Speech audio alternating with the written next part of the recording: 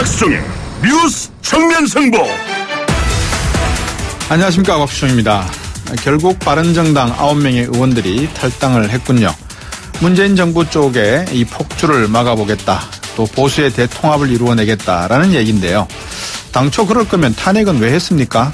이제 이런 얘기도 나오지 않겠습니까? 지자체 4번에서 2번으로 번호가 바뀐다는 게 실질적인 이유라고 하는데 이해가 안 되는 게 국회의원 선거도 아닌데 왜 이게 문제가 되지요? 네, 압니다. 지자체 선거에서 우위를 점해야 총선도 쉽고 대선도 조직적으로 쉽다는 거 아니겠습니까? 그 속내를 결국 국민을 이름을 대면서 편리할 때 국민을 쓰고 그러는 거 아니겠습니까? 우리는 이래서 정신 바짝 차리고 냉정하게 세상을 봐야 할 것 같습니다. 그렇지 않으면 이곳 저곳에서 우리 이름을 내세워서 자신들의 행동을 합리화할 뿐이기 때문입니다. 아베 총리가 트럼프 미 대통령과 춤을 추는 걸 보면 우리 정치 현실이 참으로 안타깝습니다. 여러분들 퇴근길 동반자 뉴스 정면 승부 시작하겠습니다.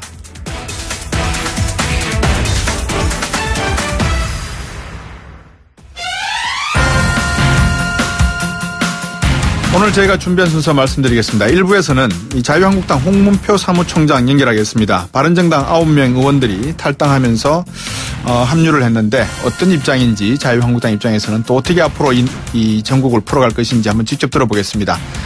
아시아 순방 중인 트럼프 대통령, 오늘 일본 방문 이틀째죠. 이방카의 생일 파티도 하고 골프도 치고 참 부러우면서 질투도 나고 여러 가지 심정이 착잡합니다. 내일은 트럼프 대통령이 한국에 오는데요. 한미 정상회담도 열린답니다. 동방예의지국에 예를 차기자, 이게 아마 청와대 입장인데 글쎄요.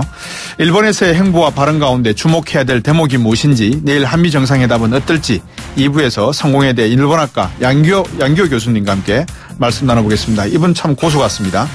3부와 4부에서는 팩트 진검승부 추르맨 시간이죠. 시사인의 고재열 기자, 팩트체크 전문 미디어 뉴스톱의 김준일 팩트체크와 함께 4당에서 3당 체제로 재편되는 국회 구조, 보수 야권의 통합 재편 흐름 속에 주목할 대목들 팩트체크 해보겠습니다. 시청자 여러분들도 많이 참여하셔서 의견 주시기 바라겠습니다. 우물정 0945 단문 50원, 장문 100원입니다.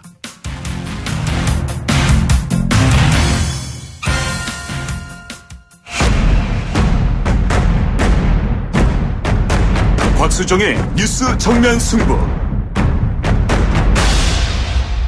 바른정당 통합파 의원 9명이 오늘 기자회견을 열고 탈당을 선언했습니다. 하루 종일 뉴스를 들으셔서 아실 것 같고요. 어제 일요일 날에도 의총을 열었는데 3시간이 넘는 의총 결과에도 탈당은 그냥 진행하는 걸로 결론이 난 것 같았습니다. 자, 탈당과 입당을 지켜보는 자유한국당 내 분위기는 어떤 건지 홍문표 사무총장 전화 연결했습니다. 안녕하십니까? 네, 안녕하십니까? 네. 오늘 9분의 바른정당 의원들이 탈당을 했는데 자유한국당 내 분위기는 어떻습니까?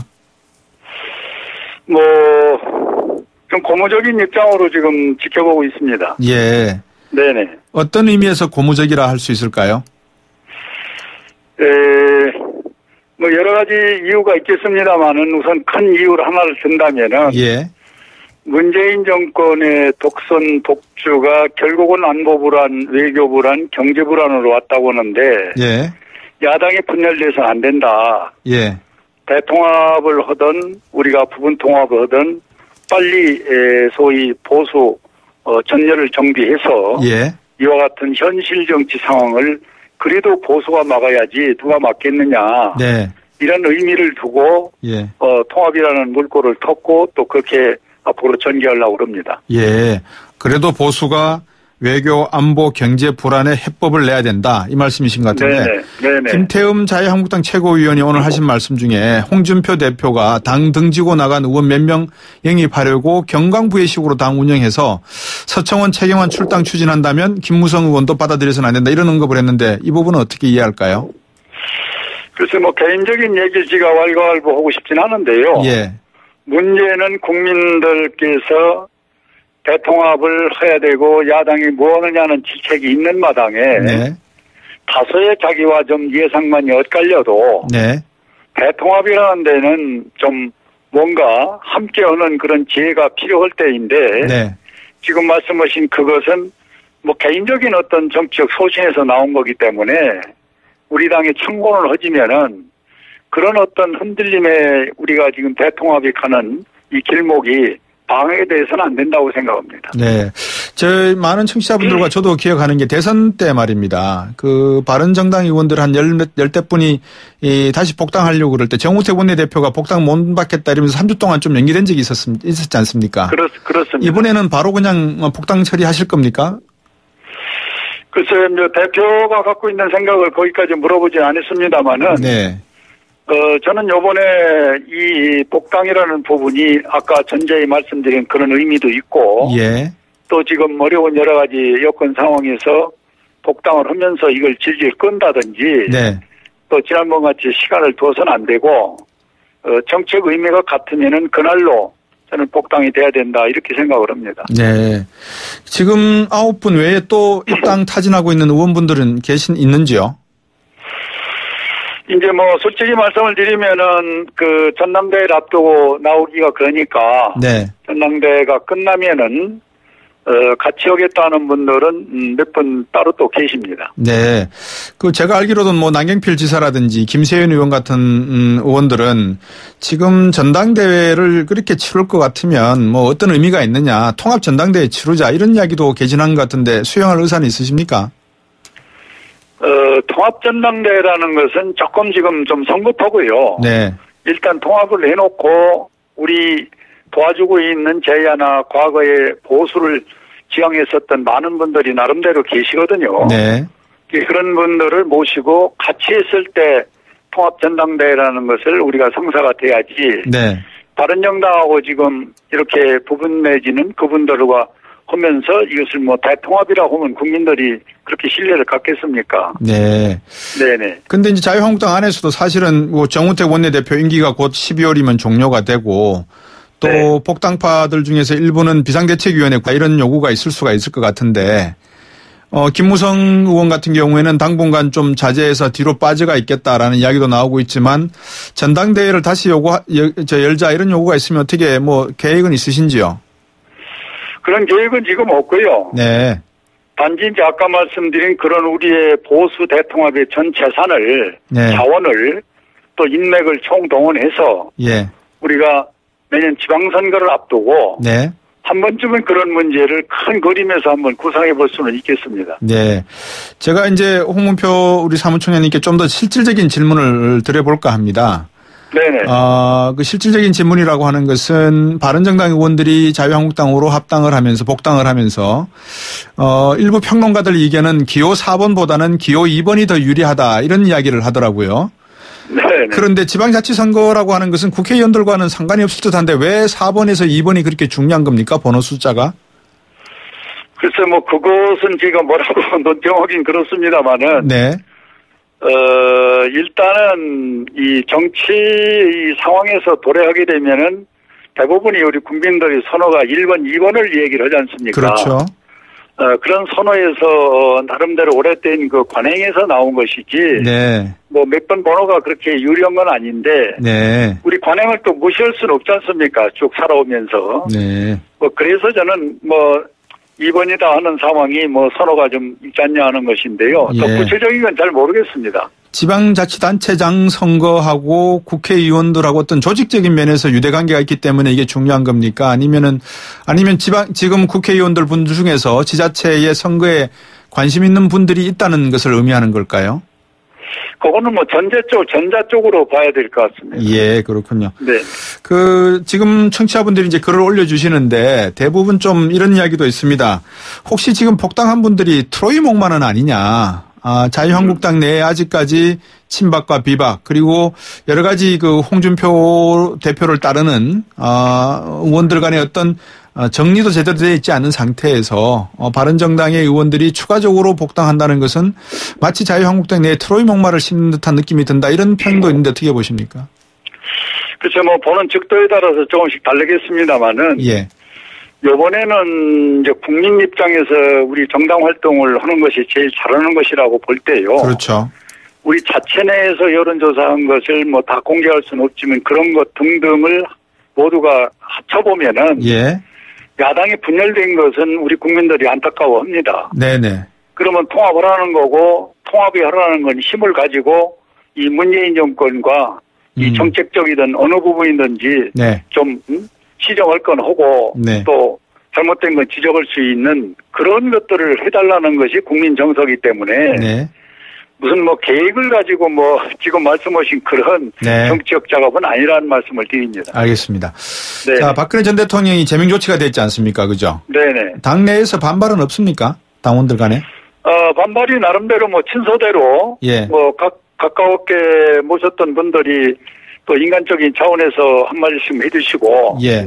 또 뭐 저런 충고도 있고 그래서 뭐 그런 것들을 뭐 정당이라는 게 다 어떻게 용해하고 다 끌어안고 이렇게 가는 건 아니겠습니까? 네네네. 그래서 그런 시련의 과정은 뭐 어느 상황이든지 있을 수 있다 해서 더 인내를 갖고 더 노력을 많이 해야 되겠죠. 예. 8500번님 청취자분도 글을 보내주셨는데 일단 홍준표 대표에 대한 직무정지 가처분 신청도 내고 있고 또 서청원 의원은 나름대로 구태정치에 홍준표 대표를 당에 놔두고 떠날 수는 없다 이런 이야기를 하면서 지금 대립각을 세우고 있고 어떻습니까? 이런 부분들이 통합을 명분 삼아서 독단과 독주를 하고 있다 이런 우려가 내부적으로 상당히 좀 있는 듯합니다. 이제 거기에 직접 지금 뭐 일일이 거론을 않겠습니다만 좀 해당이 된다든지 관계가 되는 분들은 네. 좀 뭐 아프다든지 좀 명분이 좀 자기 나름대로 실추가 되니까 네. 뭐 이런저런 명분을 찾아서 얘기를 합니다만은 네. 요번에 이 대통합의 이 물꼬는 네. 누구도 거역할 수가 없습니다. 네. 그리고 당원 당규가 있어서 처리한 것을 예. 지금 다소 불만이 있다 해서 어떤 뭐 가처분 신청이니 등등 하는 문제는 네. 참으로 참 안타까운 일이죠. 예. 같은 정당을 하면서 네. 그래서 좀 자제했으면 좋겠다 이렇게 그분들에게 말씀을 좀 드리고 싶습니다. 그 당헌 당규 안에 따라서 이제 처리를 하셨다라는 말씀을 자주들 하시고 사실은 이 질문을 제가 저번에 한번 여쭙고 싶었는데 홍준표 대표께서 최고위의 어떤 의견을 받아들여서 당신께서 고뇌에 찬 결단을 한 것이다. 이런 식으로 박근혜 전 1호 당원의 당원증을 갖다가 이제 박탈을 하신 셈이 되는데 이 최고위원들의 어떤 표결이 아니라 당 대표가 독단이 아니죠. 단독으로 결정할 수 있는 그런 내용들이 당헌이나 당규에 나와 있습니까? 뭐 이 전화로 짧은 시간에 설명은 다 안 되겠습니다만은. 예. 일반 당원을 제명이라는 이 처벌을 할 때는 최고위원회 협의를 거치고 결과를 내야 됩니다. 네. 그런데 지금 박근혜 대통령이나 서청원 의원이나 지금 최경환 의원님은 네. 소위 당권 정지에 대한 이 권고를 받은 분들이에요. 예. 출당을 해달라는 권고를. 네네네. 그래서 이름을 못 박아가지고 세 분을 윤리위에 내서 아주 선정을 했습니다. 네. 그런데 그분들이 10일 안에 이의가 없으면은 네. 이거는 자동으로 제명이 된다라는 조항이 있어요. 그렇군요. 예. 그래서 이제 이거를 당원으로도 볼 수는 있지만은 네. 그보다 더 명확한 이름을 세 번을 지명을 해서 네. 그렇게 해서 권고를 받은 것이 10일 안에 이의가 없으면은 네. 자동 제명이다라는 이 부분이 더 우선하고 더 확실하죠. 네. 그래서 그 부분을 얘기를 하는 거고요. 예. 그리고 이제 아까 말씀하신 대로 홍 대표의 직권이 아니냐 하는 부분도 지금 얘기가 되고 있습니다만은 예. 이번에는 당 대표를 따로 뽑았습니다. 전당대회 때. 네. 그리고 최고위원을 따로 뽑았거든요. 그렇죠. 그래서 당 대표의 권한이 협의이지 합의가 아닙니다. 근데 이런 큰 의미를 우리가 뭐 얘기할 필요는 없지만 최고위원들이 나름대로 알고 계시거든요. 네, 이런 부분을. 네. 그래서 이번에는 의견을 충분히 듣고 네. 그리고 결정할 수 있는 나름대로의 제도적인 장치가 되어 있습니다. 네네.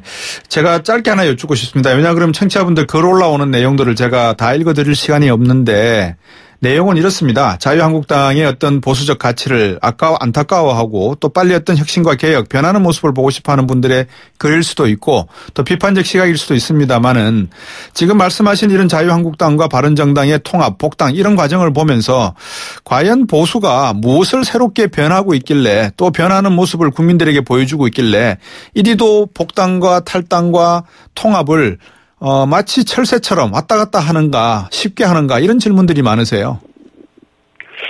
그 부분에 대해서 우리가 자성을 하고 반성할 부분이 분명히 있고요. 네. 그러나 우리가 그런 부분이 있다 해서 새로운 것을 다시 만들지 않고 그냥 그 자리에 머물러 있으면은. 네. 결국 정치하는 사람이 이 국가라는 부분을 생각할 때는 아까 얘기한 대로 뭐 경제, 안보, 외교 다 불안한 상황을 네네. 그냥 그런 것들이 있다고 해서 보고만 조용히 앉아 있으면은 이 국민에 대한 도리는 또 아니지 않습니까? 네네네. 그래서 그런 진통과 아픔을 겪으면서 네. 잘 하려고 이렇게 노력을 하고 있습니다. 알겠습니다. 아무쪼록 좋은 결과 있기를 바라겠습니다. 좋은 말씀 잘 들었습니다. 감사합니다. 네, 자유한국당 홍문표 사무총장이었습니다. 입으로 오겠습니다.